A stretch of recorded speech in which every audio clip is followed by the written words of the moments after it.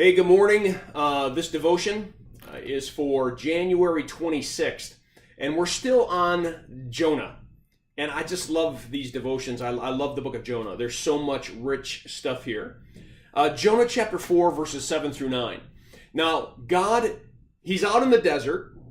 He's mad, Jonah is, because God has forgiven the Ninevites, and he hated the Ninevites, and he didn't want God to forgive them. So now his true heart's coming out. While he's been sitting out there moaning and bemoaning, God put a vine over him and protected him in the shade. But then the next day, God created a worm that came up and ate the plant. And so all of a sudden, the sun began to rise and it began to bring a scorching heat upon him. And God brought an east wind, kind of similar to creating a storm out on the sea. He's now creating a storm right there in the middle of the desert. And at first glance, you say to yourself, hey, finally God's getting back at him. Finally, God's going to smack him around. Finally, God is going to punish him for his disobedience. I mean, he has been one pain in the neck. And God should. I think I say somewhere in the devotion, like Gibbs on NCIS, smacking Donnelly on the back of the head. It appears that God's doing that. But God's not doing that. He's trying to find another way to reach Jonah's heart. Listen to what he says. But at dawn the next day, God provided a worm which chewed the vine so that it withered. When the sun rose, God provided a scorching east wind, and the sun blazed on Jonah's head so that he grew faint. He wanted to die. He said, it would be better for me to die than to live. But God said to Jonah, do you have a right to be angry about the vine? I do, he said. I'm angry enough to die. Isn't it interesting how God uses questions? Do you have a right to be angry about the vine?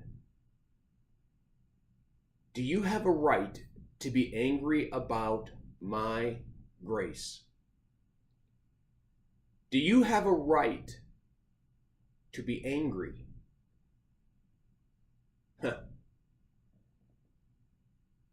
How many of us, even today, might be in a position where we're holding on to grudges, we're holding on to anger, we're holding on to resentment, we're holding on to a whole lot of stuff. Because we feel if we don't hold on to it, then the right's not going to be right and everything's going to be wrong, and somehow we're making sure. Just read Jonah chapter 4. There is nothing that Jonah's making better. There is nothing. Not even his own heart is getting any better because of his anger and frustration. We must never forget our place. We are broken, sinful people who have been redeemed by God's grace. We are never to judge because we are the redeemed. We're supposed to be redeeming others. We're supposed to be loving on others because God has loved us. Our job is never to judge.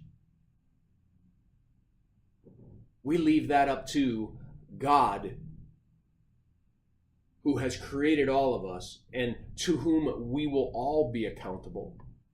Our job is that because we've been loved by God and forgiven by Him, that we make sure one more and one more and one more be added to that number. Well, I encourage you to read the devotion attached, and I pray that this devotion is a blessing to you. Have a firmly rooted day.